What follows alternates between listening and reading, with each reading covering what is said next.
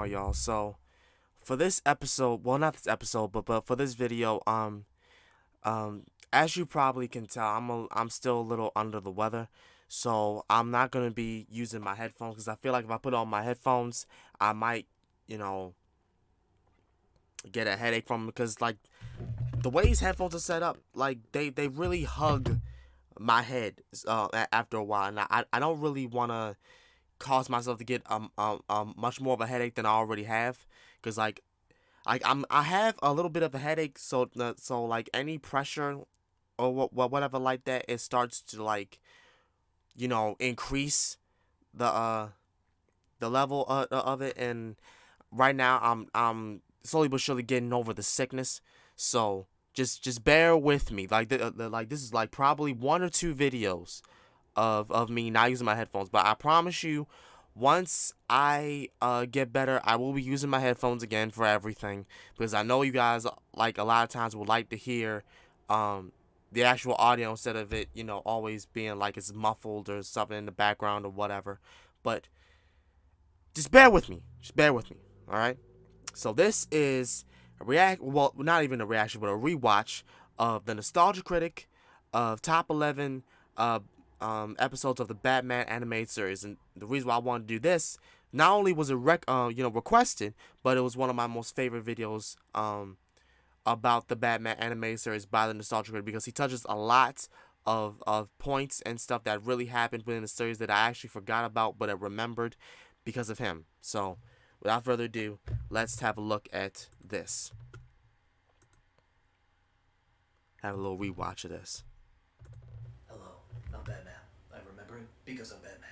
Today, we're gonna look at one of the greatest animated shows that ever hit television. Batman, the animated series. Batman. By the way, you weigh a little more than 108. Okay, I'm sorry. I can't do Keaton very well. Let's try Christian Bale. This cartoon just showed you that it's full of people ready to believe in good. Okay, that's not gonna work. Let's try Val Kilmer. Okay, drive-through. Okay, it's definitely not gonna happen. Let's try George Clooney. Hi, I'm George Clooney. Okay, fuck this shit. I'm just doing it as myself. Yes, I've gone on record several times saying that Batman the Animated Series is the best nostalgic show ever, as Yes, well it as one is. of the best cartoons of all time. It was dark, it was tragic, it was funny, it was goofy, it was serious. It had something for everybody. But which episodes were the absolute best? Which ones left the greatest impact on us, whether it be action-packed or dramatically heartbreaking? There's a lot to choose from, and I promise I'll try to keep my spoilers to a minimum. Oh, except maybe this one. Batman and Robin sucks! The only downside is I don't have any more Batmans to imitate. Oh, wait a minute! Kevin Conroy! That's fitting! Hold on, let me just take some testosterone pills here. Oh my. Whoa, my testicles just hit the floor. This is the top 11 best Batman animated series episodes. I don't wear hockey pads!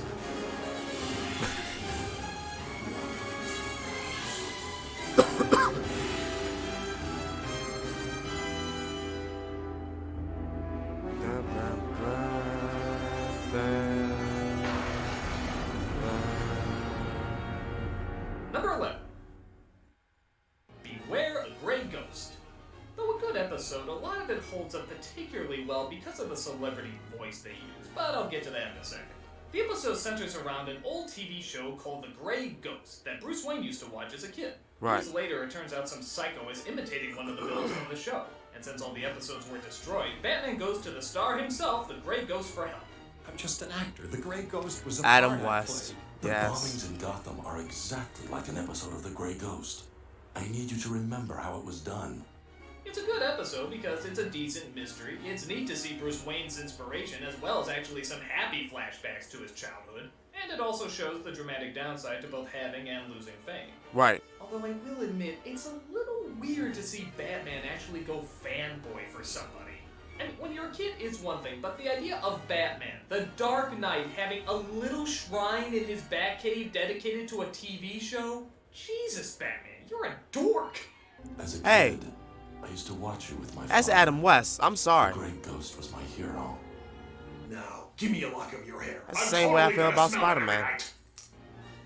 But what really makes the episode stand out is who they got to play the Grey Ghost. Right. None other than the original TV Batman Right, himself, right. Adam West. Adam West. Like you said, Rest in peace, Adam West. you need my help. Rather than just make a funny little joke that two Batmans are in the same show, they actually demonstrate a lot of dignity in having these two together, and even cleverly mirror some of the realities that really did go on with the original Batman shows, but never to a point where it's insulting or it's satirical. I used to admire what the Grey Ghost stood for. I'm not the Grey Ghost. I can see that now. There was a real respect to this team-up, and it shows in just how much effort the writers and directors put into it. We became passionate about the episode because they became passionate about the episode. Right. Two Batmans for the price of one. What's not to like?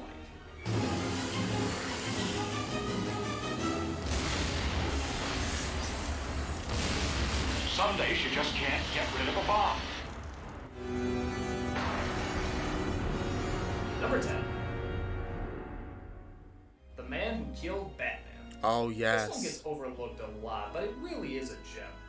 A little twerp named the Squid wants to make a name for himself as a big-time gangster, but nobody wants him because he's a timid little screw-up. Why did you bring along that loser? He's useless. Not as bait for Batman. He'll be too busy kicking the crud out of Sid to notice us. But it turns out he stumbles upon a bit of luck when he accidentally knocks Batman off a cliff and apparently kills him. He came right at me. I was just trying to get away and he went over the side. Sid the Squid just off the Batman. Suddenly, he's the most notorious criminal in town, and everybody is in awe of his accomplishment. Suddenly I'm thinking, if I take down the guy who took down Batman, then I'll be the toughest guy in town. Hey, you got my vote, Chief. But again, with that fame comes a price. People start to challenge him to fights, others try to murder him. Even the Joker seems mighty pissed off that there's no more fun to be had with the mythical Dark Knight. Oh, yeah, that There's a happened. certain rhythm to these things. I cause trouble, he shows up. We have some laughs and the game starts all over again. Without Batman, crime has no punchline. There's an especially fun Also, I want to point out that this entire series, this version of the Joker, in my opinion, is the best Joker I've ever seen. Of course, we have all these other the movie version of the Joker. We have different series of the Joker, but this Joker right here, I don't know. It's just, I think it's just the voice, the voice, the way the character moves about and acts around in these episodes. The Joker is just, he's just iconic. Like he really shows in this series a lot more than anything that I've seen in any Batman movie or TV series. That's just me. scene where the Joker actually throws a funeral for Batman, and of course, it's totally keeping in character. It's time to look ahead to a future filled with smiles. Just as soon as we take that man there and slap him in that box there and roll it into that vat of acid there. Oh, God. For the record, Harley's kazoo playing is nowhere near as good as Paw's kazoo playing. It's a classic case of a person who wanted fame and attention, but wasn't ready for the pain and responsibility that came with it. No one's that lucky or stupid. Yes, I am. The story is great, the scenes with the Joker are hilarious, and actor Matt Frewer as the Squid really makes a perfect comic foil. Oh. Sorry about the leather. It's a perfectly told tale of what happens when too much recognition comes to the wrong person at the wrong time. Guess I can't win for losing, huh? Number 9. Mad Love. One of the show's crowning achievements was the creation of Harley Quinn, who has Yeah. since become many people's favorite Batman character. But we've never actually known her history. They've hinted at it before and dropped clues here and there, but they've never given us the straight-up details about how she ended up with the Joker. Well, this is the episode that sets it all straight. It turns out Harley was an intern at Arkham Asylum and was looking to cash in on one of the high-profile criminals to write a tell-all book about. You can't deny there's an element of glamour to these super criminals. I'll warn you right now. These are hardcore psychotics.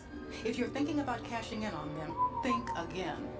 But when she started interviewing the Joker, he played to her weaknesses and his mind games slowly started to sink in. Yep. Just like the Dark Knight, we have no idea if his past story is the real one or a false one. My father used to beat me up pretty badly. Every time I got out of line, bam! And one night, he goes off crazier than usual.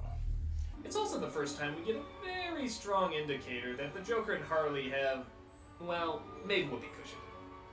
I mean, it was hinted at before, but this scene pretty much cements that they've been together. Don't you want to rev up your Harley? Vroom, vroom. Because of that, we see in more detail just how violent the relationship is between the two of them, and how the Joker is and always has used her as just a means to an end. You've forgotten what I told you Yep. a long time ago. He's an abuser, and Always take he took shots advantage from of her folks who all the just time. don't get the joke. Just beating and banging on her and whatnot. Don't call me Puddin'. It's actually a pretty tragic look at abusive relationships Yeah, in general. yeah, And they, no matter she was in an just how abusive relationship. tormenting It one took can her be years to to get over another, that shit. There's always something that keeps the other coming back for more.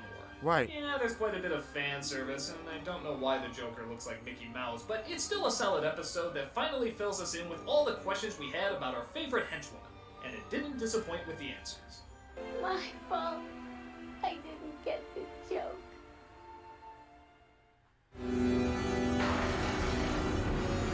Number 8. Birds of a Feather. This is another one that's often overlooked. The Penguin, who's considered one of the more sophisticated of the criminals, decides he wants to change his way and become a civilized bird once he makes parole. And he means it. He actually starts to change his ways and tries to blend in as an average citizen. Mm-hmm. He finds, though, that nobody's waiting for him and nobody's happy for his return, especially Batman. Haven't you heard? I've reformed. Wherever you go, I'll be right behind you. But it turns out an extremely rich woman named Veronica wants to date the Penguin so she can make the headlines by inviting him to her party. Mm-hmm. I've just snagged the Penguin from my party. Why? For the entertainment, Dodo. Can't you just see their faces when that stuffed capon waddles in? She's pretty much dating him as a joke, just a means to get attention from other rich people. She quickly finds, though, that he's not as charming as she thought, and, well, it's pretty fucking gross. But the attention she's getting is far too much for her to pass up. While she's dating him mostly to make fun of him, the Penguin takes it very seriously, and even starts to fall in love with her. And after an incident where he saves her life, even she starts to see a little bit of good in him. You know, it was quite touching, actually. It's not often that a man rushes to my rescue. Unfortunately, he wants to see me again. But like all tragic tales, the truth is revealed at just the wrong moment. Yep. Which causes the Penguin's heart to be broken and return back to his villainous ways. Yep. The episode is actually very similar to another one called Harley's Holiday, where Harley Quinn starts a new life for herself, finds it hard to fit in, and also tragically gets thrown back to her old ways. But this one takes its time a little bit more. It shows how involved the Penguin really got into the relationship, and how close he really was to turning over a new leaf. It's more detailed, it's more cruel, and therefore more sad. Not only does the Penguin almost truly reform himself, but Veronica almost does too. And if it didn't all spawn from such a cruel joke, maybe both these people could have turned out to be better. Right. I really was growing fond of you. It's too bad this had to happen. I suppose it's true what they say. Society is to blame. High society. It's a tale of what could have been and what shouldn't be done. Ain't love a bitch. Yep. Ain't love a bitch. Number 7. Two-Face. Oh, no, this one was Considered one of fucked the up. most depressing of the Batman villains, This one was Harvey fucked up. Two-Face Dent is a criminal with a deep and complex backstory. He suffers from an extreme split personality, which causes him to flip-flop from a kind, intelligent politician, there's so few, to a bloodthirsty monster who lunges out at random. He has bad dreams, hears the voice in his head, and at the worst-case scenario, he actually becomes the other personality. Yep. I would like to talk with Big Bad Harv. I don't think he wants to talk. Please try. Big Bad Harv? Speaking. What makes this character so good in the show is that the transformation episode isn't the first time we see Harvey. They've actually established him several episodes before. He hangs out with Bruce Wayne, goes on dates, helps out the commissioner, so he was a completely set up character that we really got to like. So when this episode came out, it was a genuine shock to see the demons he was battling. If anyone's leaving, it's Mr. Goody Good. And maybe you with them. Oh, jeez. Did I do this? Instead of acid being thrown in his face, we have an explosion that destroys half of his body. To see this character permanently lose himself to the other personality is just gut-wrenching. Throw in a tragic childhood, the fact that he had a fiancé, and on top of that, we even have the guilt that Batman feels for not being able to save his best friend. I mean, just look at some of these dream sequences. Harvey, please, let me help you. Why couldn't you save me?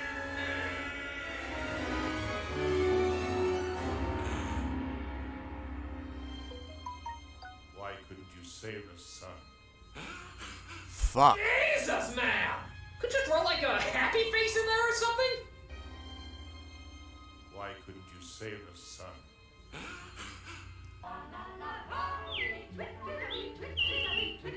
I mean, The god angles are damn. great, the shadows are great, the animation is great, it's just a great episode. Two-Face is just another addition to the Lost Souls that makes this show so friggin' hardcore. It's time, Harvey. It's time.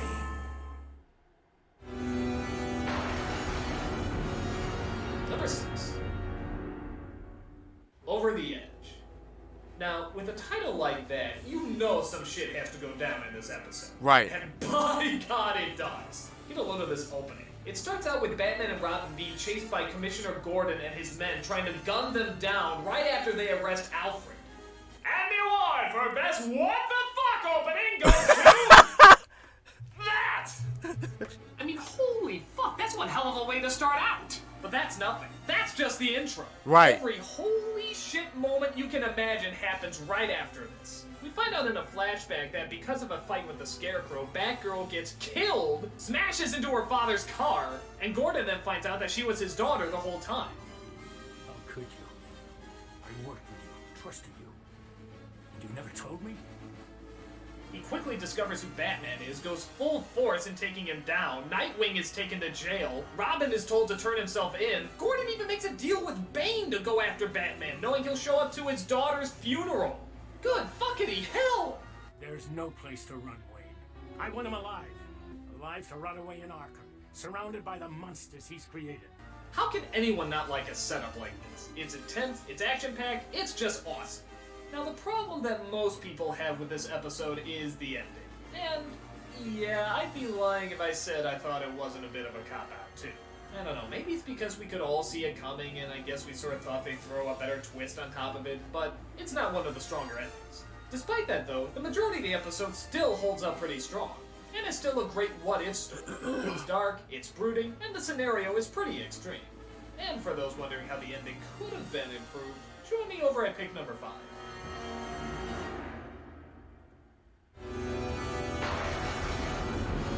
Number 5. Perchance to Dream. This is if the Over the Edge episode was fully realized, though taking sort of an opposite approach. Bruce Wayne wakes up one morning and finds that everything in his life has actually changed for the best. His parents are alive, he's marrying the woman he loves, and there's even somebody else who's doing the job of Batman. Selina, does the name Catwoman ring a bell? Bruce, you're beginning to worry me. What's this all about? He can't understand why, and even though everything is just how he's always wanted it, and even at one point starts to accept it, there's still a twinge of darkness that won't let him leave it alone. No. You're a lie. It's all a lie. Is it madness breaking through sanity, or sanity breaking through madness? Questions keep knocking back and forth in his head until it builds up to the ultimate showdown. Bruce Wayne versus his alter ego, Batman. You're not well, Mr. Wayne. You need professional help. Liar! The way he finds out that everything isn't as it seems is clever, but I don't know, I still sort of question it. Watch the episode to see what I'm talking about. But still, that's not what makes it good, though. What makes it good is not only his longing to lead a normal life and his actual enjoyment of it for a little while, but finding out just who is behind all this and how it's being kept going. In fact, if you listen to the musical theme, the answer is actually given to you very early on. Little touches like that are great, and it's nice to see what Bruce Wayne's life would have been like had it not been for that one tragic night. It builds up the sadness and brings on the darkness. It's a dream that could never be, and even harder to let go.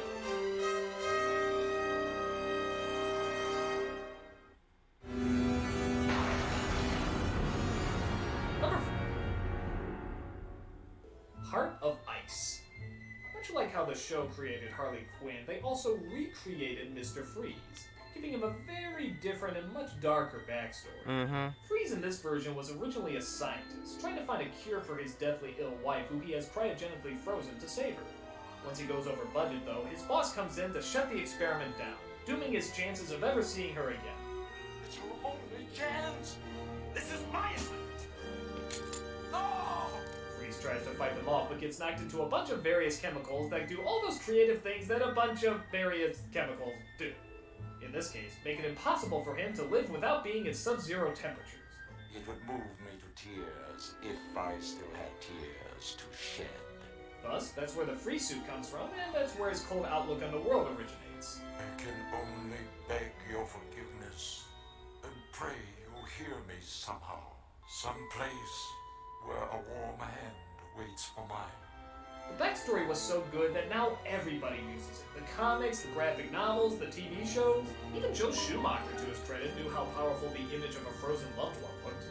But that still doesn't excuse that, which I'll never... Never leave the cave without it. Don't tempt me, Clooney.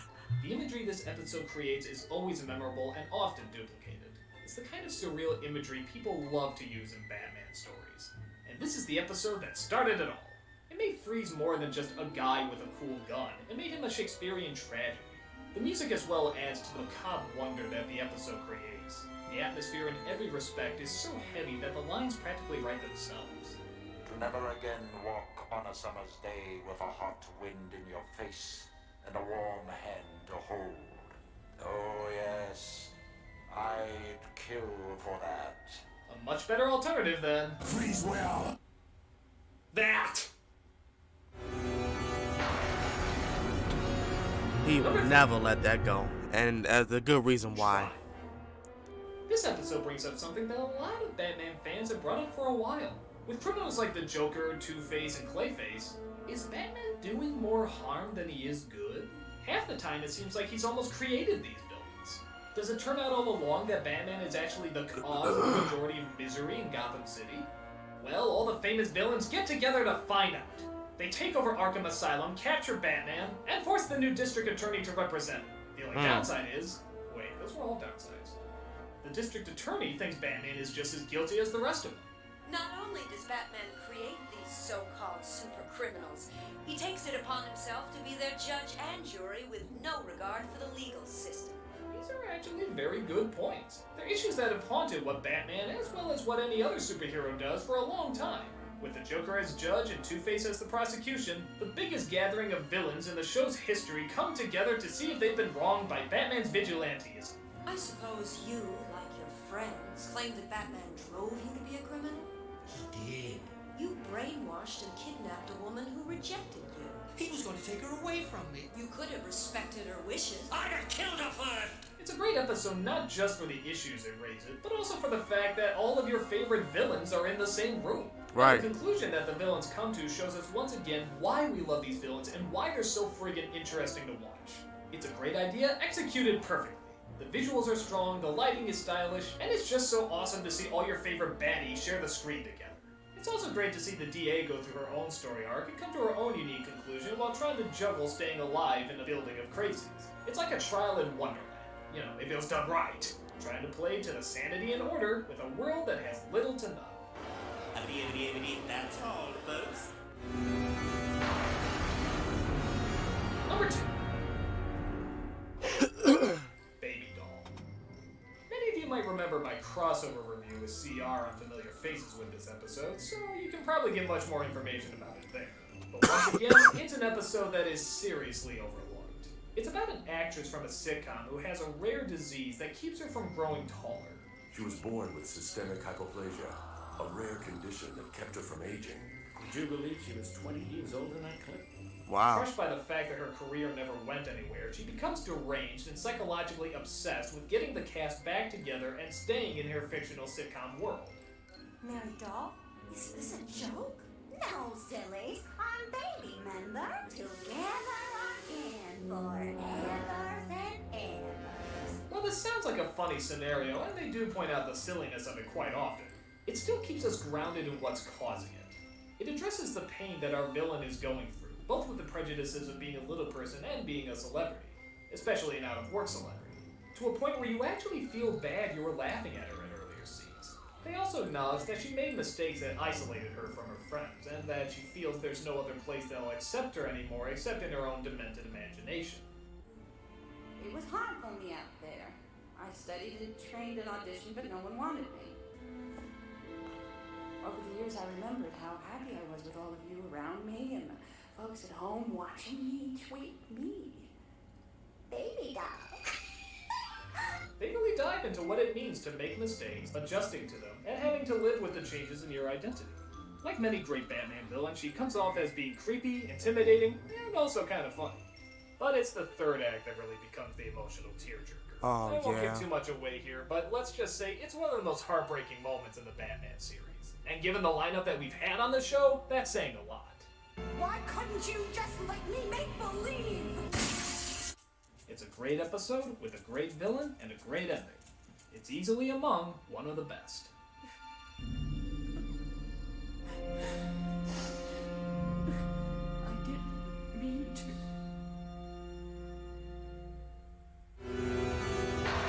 Number one best Batman that the was Animated sad. Series That was really episode sad. is Almost Got Me. Oh yes, I love this is one. just a perfect episode. The setup, what can I say? It's incredible. The Joker, the Penguin, Two-Face, Poison Ivy, and Croc are all playing poker together. Yep. That image alone is fantastic. And it gets interesting when they start betting on who's come the closest to killing off Batman. I've come the closest. Are you kidding? I was the one who nearly... Nobody's come closer to snuffing the Batman than me. The fact of the matter is, we each have an almost Gotham Batman story. I know mine's the best, but let's hear yours anyway. So each one tells their tale about how they almost got it. The stories are creative, the action is strong, and the ways they've almost done it in actually are pretty damn entertaining. But it's the interaction off one another that really makes this one the best. Half of me wants to strangle you. And what does the other half want? To hit you with a truck. We used to date. It's not sad, it's not tragic, it's not even really that dark. It's just the villains chilling out being the villains. And you know what? That's pretty fucking cool. Most people realize that the strength of Batman comes half from him and half from his opponents. So the more real and identifiable they are, the more drawn in we become. This is the episode where the villains seem the most human. They're not up to anything, they're not planning any evil schemes, they're just playing cards. Right. It's actually nice to see them just relax and be themselves. And the dialogues they have are just great, including one of the funniest moments in any of the shows. Anyone else want to go? Hey! There I was, holed up in this quarry, when Batman came nosing around. I threw a rock at him.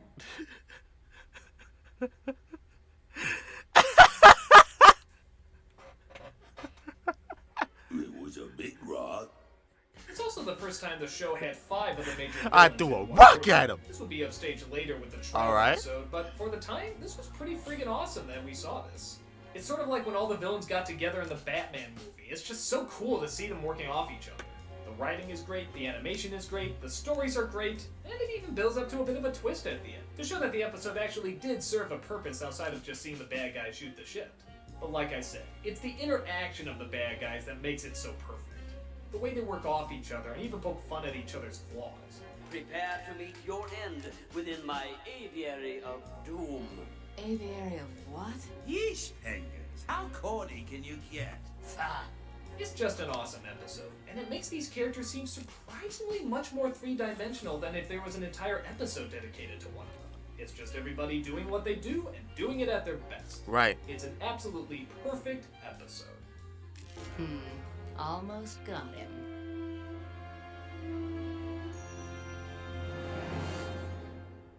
And those are my top 11 Batman the Animated Series episodes, one of the greatest shows of all time. Now, for those of you who didn't see your favorite episodes on the list, here's my runners-up. There you go. I'm a nostalgic Bat guy, remember? So you don't have to. He said, bite me. He straight up said, bite me. But yeah, this was one of the videos I actually liked about the Nostalgia Critic, because he touched a lot of the bases about that series that I actually liked. A lot of videos, well, not of videos, but episodes that I forgotten about, but was really good. All of them were really good. Just that like that series in general, that series in general, like whenever it came on, like the weekends or whatnot, and like in the afternoons, like sometimes in the afternoons, it was something that I could just sit back and relax watching while I was doing my homework. You know what I'm saying? Like it was just really good. But other than that, I'm gonna get up out. Thank you guys so much for watching this. Until then, this has been The Real Sakurai, and I will see y'all next time. I'm out. Peace.